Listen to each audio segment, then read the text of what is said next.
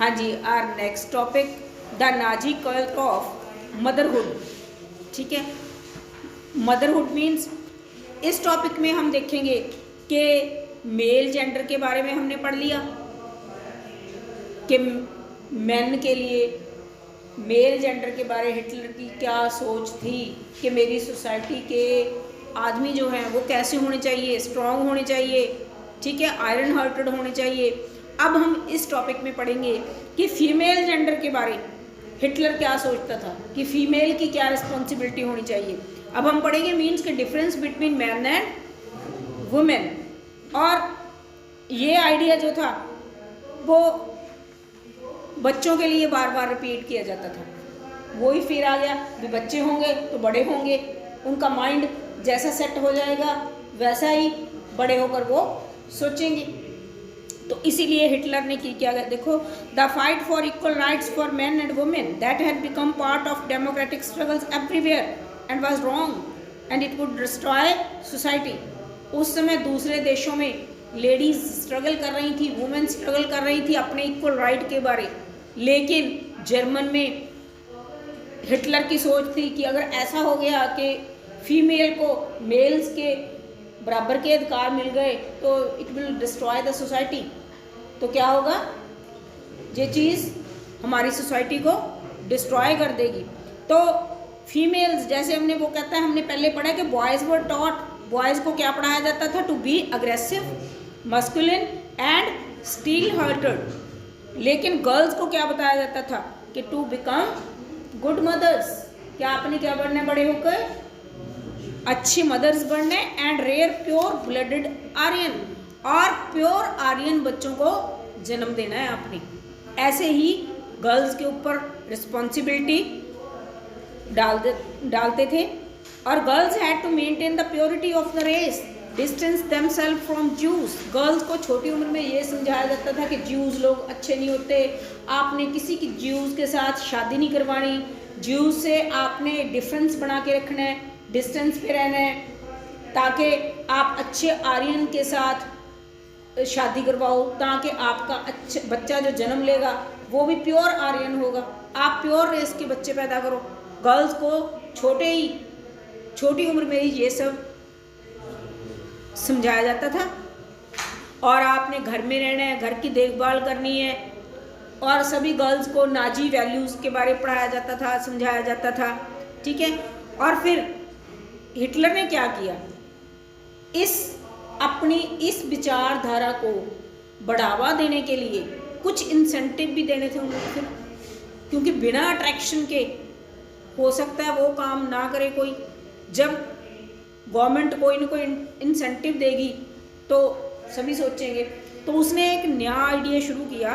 वो क्या किया उसने, देखो, वुमेन, पहले 1933 में हिटलर ने क्या बोला था कि in my state the mother is the most important citizen. मेरी स्टेट में मदर जो है वो सबसे इम्पॉर्टेंट सिटीजन है। फिर उसने क्या कहा कि women who bore racially undesirable children were punished and those who were produced racially desirable children were awarded। अगर कोई मदर डिजायरेबल प्योर आर्यन को जन्म देती है, बच्चे को जन्म देती है, तो मैं इसको अवार्ड दूंगा। और अगर कोई मदर अनडिजायरेबल बच्चे को जन्म देती है तो उसको बहुत सख्त से सख्त पनिशमेंट मिलेगी। ठीक है, आगे देखो, अवार्ड क्या मिलते थे जब कोई मदर को, अवार्ड क्या मिलता था, favoured treatment in hospitals, concessions in shops, theatre tickets and railway fares. Clear है बच्चे, इन सभी चीज़ों में एक अच्छे रेस के बच्चे को जन्म देने वाली मदर को इन सभी चीज़ों में कंसेशन मिलता था। ठीक है, और सेकंड स्टेप क्या लिया हिटलर ने इस चीज़ को और बढ़ावा देने के लिए, उसने बोला कि अगर कोई वुमेन ज़्यादा से ज़्यादा बच्चे पैदा करेगी, डिज़ायरेबल बच्चे, ठीक है, प्योर नॉर्डिक आर्यंस को पैदा करेगी, तो उसके लिए क्या प्राइज रखा उसने, ब्रोनेस क्रॉस रखा उसने। अगर कोई लेडी 4 चिल्ड्रन को जन्म देती है, सिल्वर रखा जो 6 को जन्म देती है, और गोल्ड किसके लिए चूज़ किया उसने, जो लेडी 8 बच्चों को जन्म देगी। All Aryan women were divided from the prescribed code of conduct. सभी को आपको पता चल ही गया होगा कि हिटलर का कोड ऑफ कंडक्ट क्या था कि मेरे को अच्छे आर्यंस बच्चे चाहिए, और जो लेडी अच्छे आर्यन बच्चे को जन्म देगी मैं उसको अवार्ड दूंगा, जो नहीं देगी उसको पनिशमेंट मिलेगी। ये उसका कोड ऑफ कंडक्ट था। अब उसने क्या अनाउंस कर दिया कि जो लेडी कोड ऑफ कंडक्ट को वायलेट करेगी, इसको उल्लंघना करेगी, तो मीन्स कि उसको पुनिश। अब पढ़ते हैं इस पैरे में हम कि उसको कैसे और क्यों पुनिश किया जाता था। जो लेडी थी वो उसका मतलब कह लो फेस जो पूरा ब्लैक कर दिया जाता था, सिर के बाल काट दिए जाते थे, उसको पूरे शहर में घुमाया जाता था। ऐसी पुनिशमेंट जो दी जाती थी अगर कोई लेडी अनडिज़ायरेबल बच्चे को जन्म दे देती थी। क्यों किसी अनडिज़ायरेबल बच्चे को जन्म दे देती थी, तो ये क्लियर था कि उस लेडी का कॉन्टैक्ट किसके साथ है, एनी ज्यूज पर्सन के साथ है, ठीक है, क्योंकि बच्चा हवा में से तो आ नहीं जाएगा। इसीलिए उसको जब पनिशमेंट मिलती थी तो वो कैसी गंदी पनिशमेंट मिलती थी। देखो, उसके बाल उतार दिए जाते थे, उसका फेस काला कर दिया जाता था, और क्या कर दिया जाता था, उसको पूरे शहर में घुमाया जाता था, और उसके गले में एक तख्ती डाल दी जाती थी।